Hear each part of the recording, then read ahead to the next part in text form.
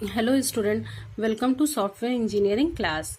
Last class में हम लोग टेस्टिंग पढ़े स्टार्ट किए थे और उसी को आज के क्लास में उसी को कंटिन्यू करेंगे। ठीक है, टेस्टिंग तो समझ में आया ही था कि सॉफ्टवेयर की क्वालिटी को मेंटेन करने के लिए हम लोग टेस्टिंग करते हैं, लेकिन टेस्टिंग को कितने बार करेंगे, कैसे करेंगे, तो इसलिए हम लोग कुछ टेक्निक्स यूज करते हैं, उसी को आज हम लोग कंटिन्यू करेंगे। ठीक है, फर्स्ट हम लोग का होता है यूनिट टेस्टिंग।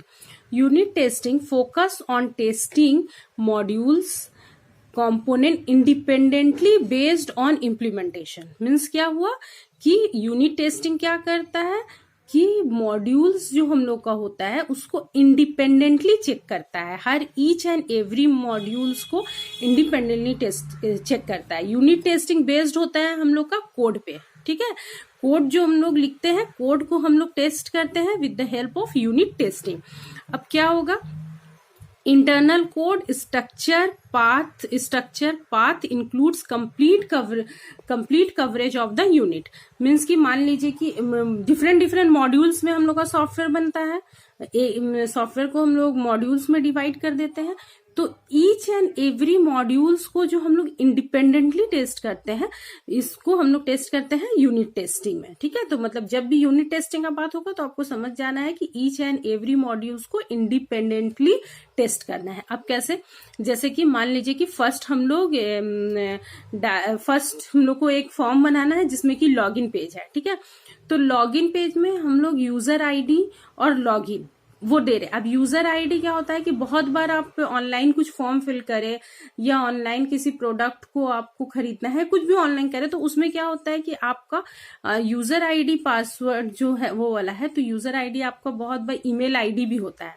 ठीक है, या फिर यूजर आईडी का आपको एक फॉर्म बनाना पड़ेगा कि आप यूजर आईडी अपना खुद से क्रिएट कीजिए, तो यूजर आईडी वाले और उसका पासवर्ड, तो ये जो रिक्वायरमेंट होगा वो उसको फुलफिल करेगा। तो ये मॉड्यूल सक्सेसफुली एग्जीक्यूट हो रहा है कि नहीं। जैसे मान लीजिए कि हम अगर ऑनलाइन शॉपिंग का एक सॉफ्टवेयर बना रहे हैं, तो वो उसमें बैंकिंग सिस्टम का बना रहे हैं, तो बैंकिंग में क्या है कि आपका बैंक में जब आपका अकाउंट खुला हुआ, ऑनलाइन बैंकिंग का बना रहे हैं, बैंक में आपका अकाउंट खुला हुआ है, तो बैंक का जो अकाउंट नंबर है वही आपका यूजर आईडी होगा और पासवर्ड आपको खुद से जनरेट करना है। तो हमको यहाँ पर चेक करना है कि जब हम बैंक का अकाउंट नंबर को डाल रहे हैं तो वो ऐसे यूजर आईडी वहां से ले रहा है कि नहीं ले रहा है, और आपका रिक्वायरमेंट है कि नहीं। उस यूजर आईडी से हमको कुछ मतलब नहीं है, अकाउंट नंबर से हमको मतलब नहीं है। यहाँ हम खुद से अपना यूजर आईडी जनरेट करेंगे, तब आपके पास एक दूसरा फॉर्म आएगा जिसमें कि यूजर आईडी जनरेट हो रहा है, उसको करेंगे। तो ये जो मॉड्यूल्स जो हम लोग बनाते हैं और उसको टेस्ट करके देखेंगे कि ये सक्सेसफुली एग्जीक्यूट हो रहा है कि नहीं।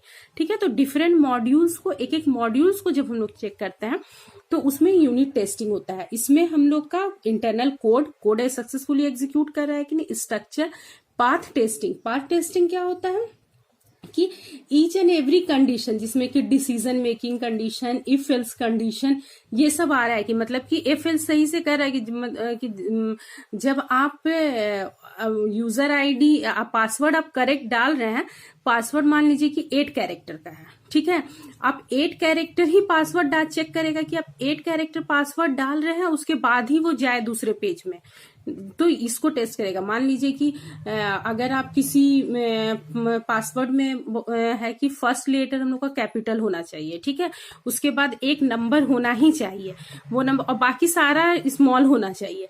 ठीक है, तो ये कुछ चेक करेगा कि फर्स्ट लेटर जो हम पासवर्ड में डाले हैं वो कैरेक्टर है कि नहीं है, वो कैपिटल, अगर कैरेक्टर है तो वो कैपिटल है कि नहीं है, एक लेटर उसमें कोई नंबर है कि नहीं है, ये सब जो चेक करता है, ये ईच एंड एवरीथिंग हम लोग का यूनिट टेस्टिंग में चेक होता है। ठीक है, जैसे कि मान लीजिए कि अगर स्टूडेंट का हम एस्ट्रिक मार्क बहुत बार फॉर्म में लगा रहता है ऑनलाइन, तो आप लोग देखे होंगे एस्ट्रिक मार्क लगा हुआ, तो जैसे फर्स्ट वाला आप नेम को फिल करें, उसके बाद आपके डेट ऑफ बर्थ में एस्ट्रिक मार्क लगा हुआ, लेकिन आप डेट ऑफ बर्थ को स्किप करके दूसरे एड्रेस में चले गया, तो ऐसा है कि अगर वो कस्टमर का रिक्वायरमेंट है कि नहीं, वो वहां जाएगा ही नहीं। सारे डॉक्यूमेंट में ये रिक्वायरमेंट था कि वो नहीं जाएगा जब तक कि हम लोग का फर्स्ट वाले डेट ऑफ बर्थ को क्लिक करेगा, तभी वो दूसरे टेस्ट बॉक्स में जा सकता है। तो ये सब जो ईच एंड एवरीथिंग को हम लोग टेस्ट करते हैं, उसको यूनिट टेस्टिंग में करते हैं। ठीक है, उसके बाद नेक्स्ट है इंटीग्रेशन टेस्टिंग। इंटीग्रेशन टेस्टिंग में क्या होता है कि यूनिट टेस्टिंग के जरिए इंडिविजुअली मॉड्यूल तो हम लोग का वर्क कर रहा है सक्सेसफुल, लेकिन जब हम दो मॉड्यूल को एक साथ मिलाए हैं, एक साथ इंटीग्रेट किए हैं, तब वो सक्सेसफुली एग्जीक्यूट हो रहा है कि नहीं, उसको हम लोग इंटीग्रेशन टेस्टिंग में करते हैं। जैसे components are integrated together step by step to form a complete software. ठीक है, मतलब दो मॉड्यूल्स है, दो अलग अलग मॉड्यूल्स है, जैसे मॉड्यूल्स 1 मॉड्यूल्स 2। यूनिट टेस्टिंग में हम मॉड्यूल 1 को भी चेक कर चुके हैं कि वो सक्सेसफुली एग्जीक्यूट कर रहा है, और मॉड्यूल 2 को भी रन करा के देख चुके हैं कि वो सक्सेसफुली एग्जीक्यूट कर रहा है। अब इंटीग्रेशन टेस्टिंग में क्या करना है कि मॉड्यूल 1 एंड मॉड्यूल 2 दोनों को कंबाइन करके देखेंगे कि ये सक्सेसफुली एग्जीक्यूट कर रहा है कि नहीं कर रहा है। ठीक है, नेक्स्ट हम लोग का आता है वैलिडेशन टेक्निक। जैसे यूनिट टेस्टिंग बेस्ड होता है कोड का, इंटीग्रेशन टेस्टिंग बेस्ड होता है डिजाइन, एंड वैलिडेशन टेक्निक हम लोग का बेस्ड होता है requirements established are validated against the development software. मतलब कि सॉफ्टवेयर का परफॉर्मेंस को देख रहा है, बिहेवियर को देख रहा है कि जितना टाइप का हम लोग को वैलिडेशन बोला गया था वो सारा वैलिडेशन इसमें हो रहा है कि नहीं हो रहा है, उसी को हम लोग करते हैं वैलिडेशन रिक्वायरमेंट से। और नेक्स्ट हम लोग का होता है सिस्टम टेस्टिंग। ये बेस्ड होता है सिस्टम इंजीनियरिंग का। सिस्टम इंजीनियरिंग क्या होता है? Design the role of software and leads to requirement analysis. मतलब कि जो रिक्वायरमेंट हम लोग को मिला था उसी के अकॉर्डिंग हम लोग का सॉफ्टवेयर एग्जीक्यूट कर रहा है कि नहीं है। सॉफ्टवेयर टेस्टिंग में हम लोग is the tested with either system elements. मतलब इसका एग्जाम्पल में होगा हार्डवेयर सॉफ्टवेयर की इंडिविजुअली तो सारा मॉड्यूल यूज कर रहा है, जब हम उसको इंटीग्रेट भी करे हैं तो हम कर रहा है, लेकिन जब हम उसको वैलिडेट भी करके देख लिया, जितना तरह का वैलिडेशन, जैसे कि हम पासवर्ड वाला बताया आपको, मान लीजिए कि जैसे व्हीकल नंबर, किसी गाड़ी का नंबर को देना है तो वो vehicle number as a name suggest हो रहा नंबर, तो प्रोग्रामर क्या करेगा, बनाने के टाइम में उसमें डेटा टाइप नंबर ले लिया है। अब क्या हो रहा है, वो बार बार टेस्ट करके देख रहा है तो वो नंबर को डाल रहा है तो उसको लग रहा है कि हाँ सक्सेसफुली ले रहा है, लेकिन कस्टमर का रिक्वायरमेंट क्या था कि व्हीकल नंबर का ऑलवेज कैरेक्टर से स्टार्ट होगा।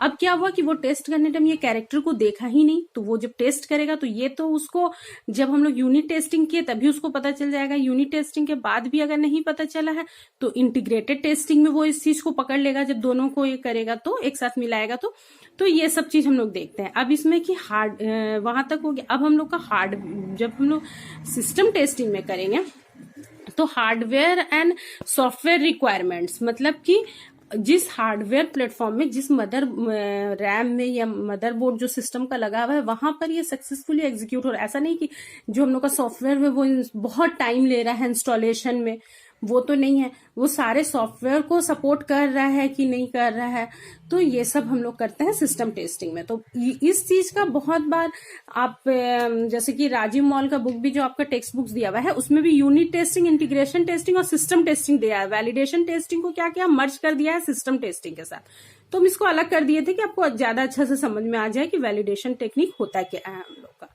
ठीक है, देखिए इसमें जब हम लोग स्टार्ट कर रहे हैं तो पहला कोडिंग हो रहा है। टेस्टिंग में जब हम लोग कर रहे हैं, ये बात याद रखिएगा, जब हम लोग टेस्ट कर रहे हैं तो पहले कोड हो रहा है, फिर डिजाइन हो रहा है, देन रिक्वायरमेंट और सिस्टम इंजीनियरिंग। मतलब लास्ट में हो रहा है कि डिजाइन का रोल क्या है सॉफ्टवेयर का, एग्जैक्टली वो अपने रोल को फुलफिल कर रहा है कि नहीं, ये होता है। लेकिन जब हम लोग SRS डॉक्यूमेंट लिखे थे तब हम लोग क्या कर रहे थे, सॉफ्टवेयर बनना कैसे स्टार्ट होता है, सॉफ्टवेयर बनना स्टार्ट होता है तो पहले हम लोग का सिस्टम इंजीनियरिंग रहता है कि एग्जैक्टली होना क्या है वो रहेगा, फिर रिक्वायरमेंट्स कि उसका क्या रिक्वायरमेंट्स है, फिर डिजाइनिंग आता है, फिर कोड आता है।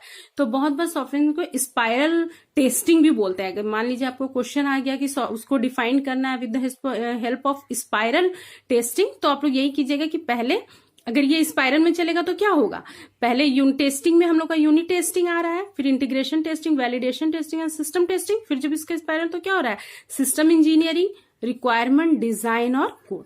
ठीक है, तो ये इतना तक समझ में आ गया। नेक्स्ट लेक्चर में हम लोग ब्लैक बॉक्स और व्हाइट बॉक्स टेस्टिंग को पढ़ेंगे। सो जो भी प्रॉब्लम होगा आप कमेंट करके मुझे पूछिए।